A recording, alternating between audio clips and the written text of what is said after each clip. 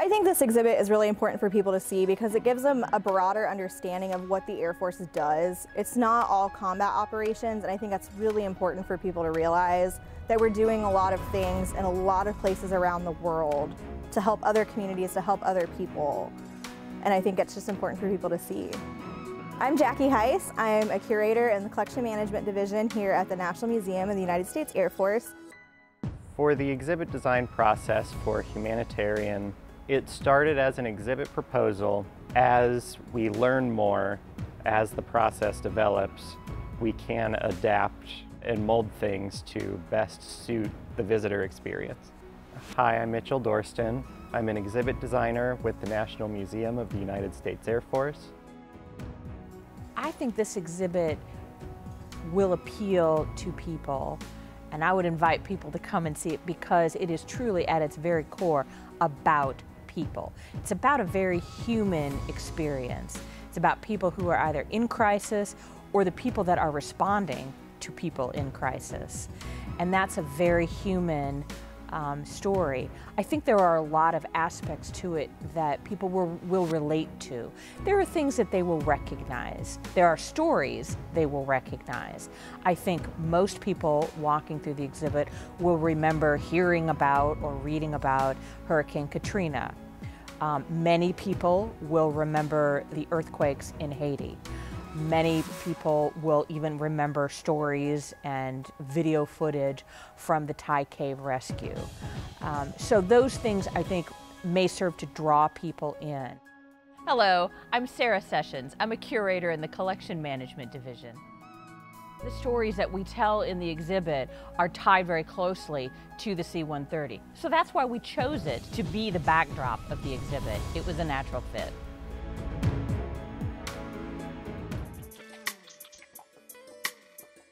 It's a great feeling to see these different people who've done these missions bring their artifacts in.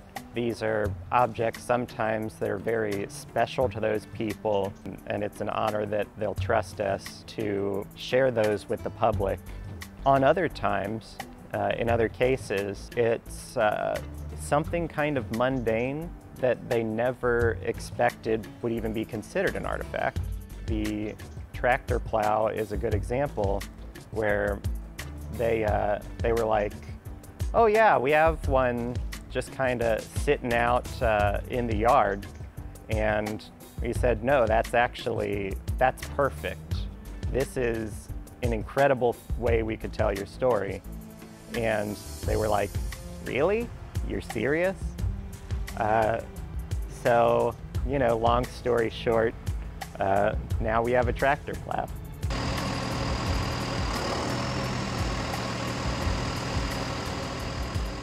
And they're like, yeah, we have these tractors that we use, these fire dozers.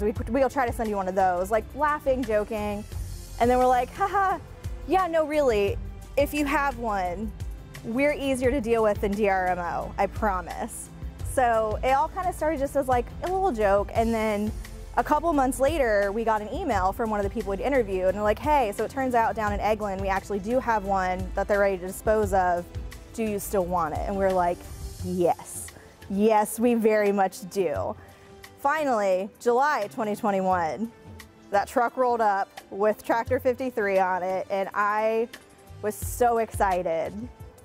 I literally was jumping up and down just to know that we're doing all this back and forth. We were thinking, okay, this artifact isn't going to come. The tractor's huge. If it doesn't come, what do we do? That's a huge footprint that we now need to fill. So it was a lot of worry, a lot of concern, but then she showed up and it was great.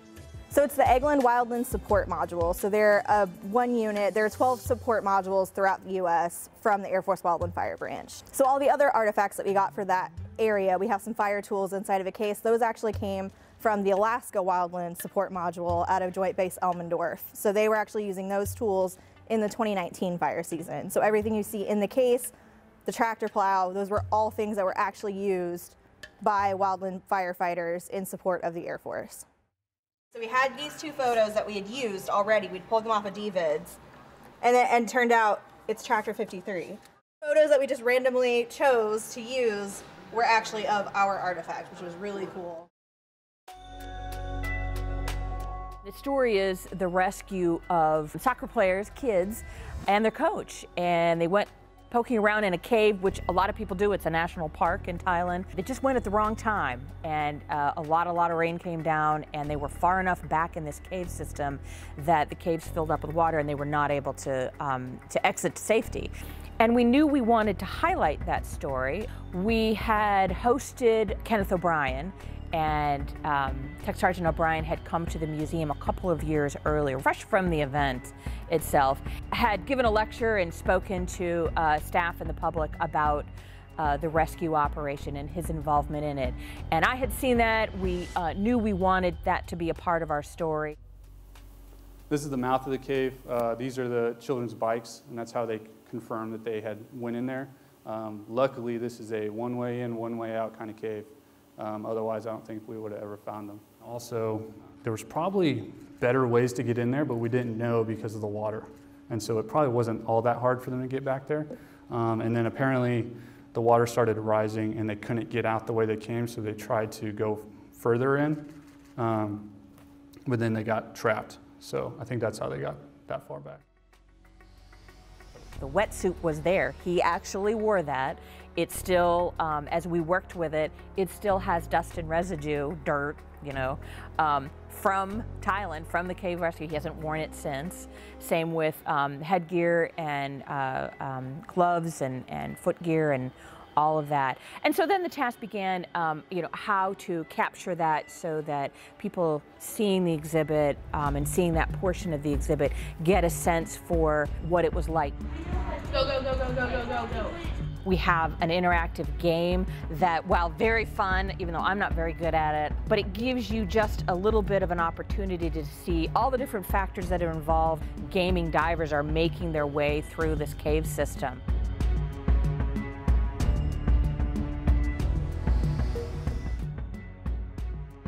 Kenny O'Brien was instrumental in the development of our search and rescue section. He also helped with our wing boat that we have on display, as well, offering advice on how to properly tend to it, mend it when we need to, and conserve all the items properly. So it was a really good experience having him here, hearing his stories and what AFSOC as a whole does. It was very enlightening.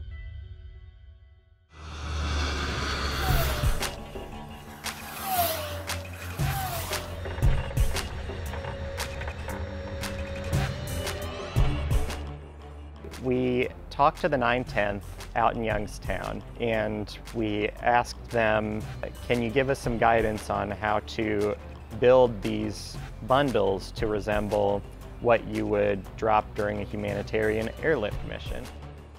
This is what's called a container delivery system, and what you see here is composed of a lot of things, starting with this piece of 4x4 plywood on the floor, that all of the rigging, they call this tapestry, that is connected up through the holes and connects to the harness. The harness is laid down on top of the honeycomb, that this is designed to absorb the impact when the CDS bundle lands on the ground. And then the harness is laid down, and then this coating here, this nylon, is called the bag that's laid on top of the harness. And all of the contents of the CDS bundle are then stacked up and captured inside of this bag as well as we can. And this is pretty much a cube of MRE boxes. There are 40 MRE boxes in here roughly. Then on top of this is a piece of plywood to help secure the parachute, so that the parachute, the weight of it doesn't collapse anything below here. It helps to spread. It's like shoring. They actually assembled the 3 airdrop pallets that you see in the exhibit.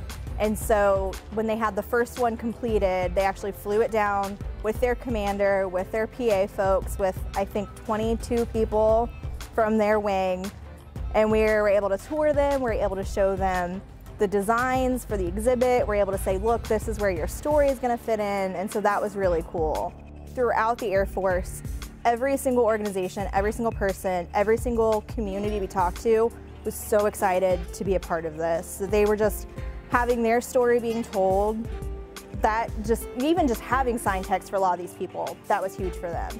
So for them to be able to come in to see these tools that they use every single day doing their jobs, I think speaks so much to them, because they know what that piece of equipment is for. They know what that gear is used to do. So for them to see it here with their adjacent stories being told, I think is really cool and really important for them.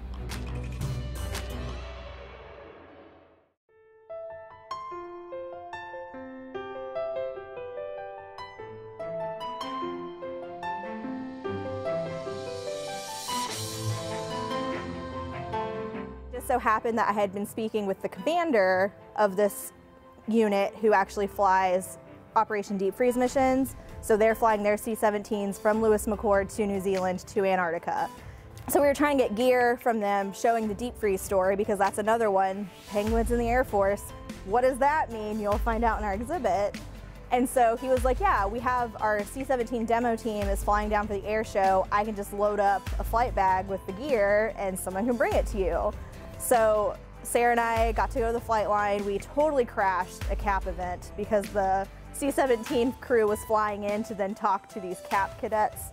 So we're just hanging out in this room with 150 CAP kids just waiting for this person that we never met before, had no idea what they looked like, who they were, just to bring us a flight bag of gear. And so that was just a cool, like, you know, we'll be in the neighborhood. We can meet up while we're there. The HELAMS, or Hard Side Expandable Light Air Mobile Station, is sometimes used around the world to essentially create a temporary structure that we can use on a base or in the field as kind of a temporary shelter. In humanitarian missions, they are typically used for communication systems. That's how ours is equipped. And ours, you can walk through, was over in Liberia during the Ebola epidemic, among a few other missions that it also participated in that were all humanitarian specific. When visitors go inside, they'll see mostly fully equipped server rack communication system, everything that we're allowed to show. And they can also find stories inside, various case studies, if you will, of different humanitarian missions where we either airlifted goods or airlifted people. He said like an hour. That's amazing. You thought it was going to take all afternoon? I kind of did. I didn't really know where we were. It's Friday. We don't have time. You know, I just imagine. Our new friends at the 7-Eleven, part of USAF SAM, they were wonderful. They said absolutely.